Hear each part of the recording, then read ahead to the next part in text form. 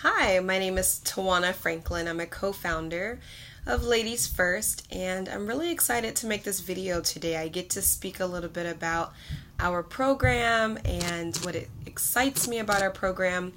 So the first question asks, what called me to this line of work? And I would have to say it's definitely the women who empowered me throughout my life. I remember two teachers in particular from my high school years, and they also influenced the sorority that I joined, Delta Sigma Theta Sorority Incorporated. But they were just really positive, really intelligent, kind women that I admired. And through all the struggles that I experienced in my childhood, they just were there for me all the time and very encouraging and really taught me a lot about being a young lady. And so I'm very grateful for them, and I just always thought if I could be even an ounce of what they were for me to someone else, it would really make my life. So I'm excited to do this work and just feel like I get to give back to other young ladies. Question number 2 says, noted that you have a busy life. How do you juggle being a business owner, mother of 4, and having a full-time job, amongst many other things? And I think I focus on what's important in the moment. So planning does help a lot. I do live by my calendar. I keep a written calendar, and I also keep my calendar on my phone, and I try to sync them at least weekly.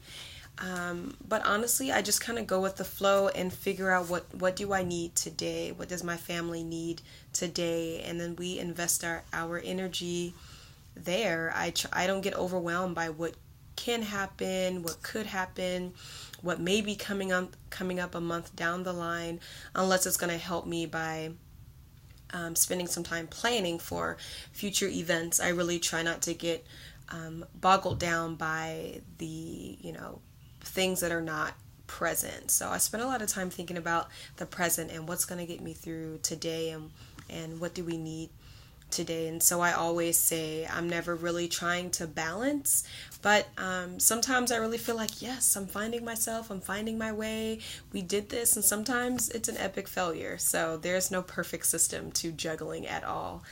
What has been my greatest lesson with this work empowering groups of women? I think the greatest lesson I've learned is that I am still on this journey myself. So when I meet young ladies, when I meet older women, I always admit the fact that I'm still growing as well.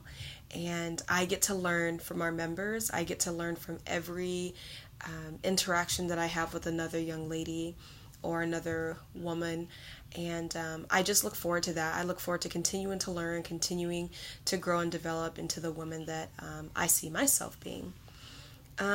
Question 4, what is my greatest strength? I think my greatest strength is my story.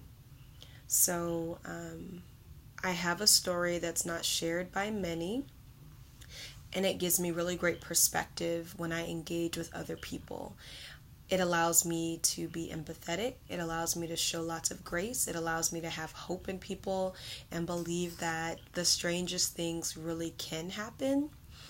So my story is definitely my greatest strength. And what has been my greatest weakness? I think my need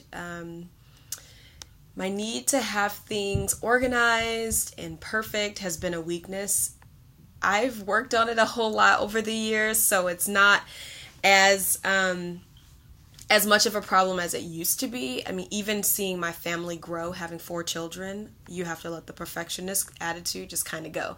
So being organized is important, but expecting things to just stay organized, expecting for my children to mimic me, live like me, want things to be clean and tidy like me, and be prepared and organized for school. I mean, they're human beings. So I think learning that sometimes my expectations are not realistic for everyone around me has been a great way to grow, but it's been a weakness of mine because I'm like, why can't everyone want to make straight A's and, keep their room clean? But it's just not the way it goes when you have a real life family. So question number 6, what has been my biggest aha moment in my partnership and working with middle school and high school girls?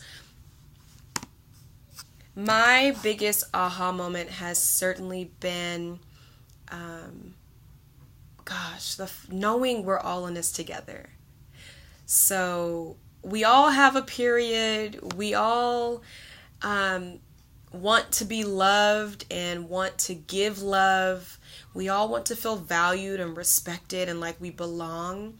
So my greatest aha moment with my partner and just with women and girls in general is knowing that we have far more in common than we sometimes give ourselves credit for. And it's a beautiful thing. It's beautiful. So we are just far more alike than we are different. And I think if those were the images that we were able to see in media, and if those were the things that we were taught by our families, instead of looking for differences and looking for flaws and looking to be better and looking to compete with, if we saw more and learned more about the ways that we are similar and better together, how we strengthen those areas of similarity when we work together, I think we just would be far better off. But those have been the aha moments when I'm like, oh my gosh, I can relate to this middle schooler.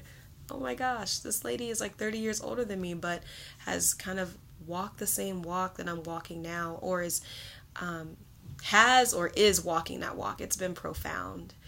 And question 7, where do you hope this will lead? I just hope that I can continue giving. I mean, I hope to grow. I hope to see my own daughters grow up to feel empowered. I want them to admire the work that I get to do and do similar work in their communities. I just want to see my own children give back. And I just don't want to stop doing this work. I have a passion for women and a passion for girls, and I want to continue thinking creatively about how I can impact my community and how I can make sure that as ladies we feel confident, that as ladies we feel like we're finding our place. And I just want to continue partnering with other organizations and like-minded people who want to see women and girls thrive in the same way. And then my almost last question, if you had a message you can give to girl groups outside of Ladies First, what would it be? Just rock on. Rock on. Anything that you believe you can do it. But it starts with you. Dream it up. Set some goals. Task it out. Complete small tasks until you reach your goals and you can make it happen. But just don't let anyone tell you that you cannot. Just don't stop believing in yourself. And know that there are other women like me who will surround you and support you and ensure that your dreams can come true. But you have to put in the work for yourself as well. And then you can find more information about Ladies First so that you can see Ladies First. You can find more information on our blog, www.ladies1st.org.com. So ladiesfirstorg.com. You can find information on Pinterest, Facebook, Twitter, you name it. We're just about on every social networking stream that there is. And we look forward to connecting with you. We're always looking for guest speakers. We love to hear more stories. We'd love to hear your story via video, and we can post it and share it with our members. But I hope to just be connected to you and other folks like you and share my story and learn more about your story. But thanks for watching and listening to my question responses. Bye.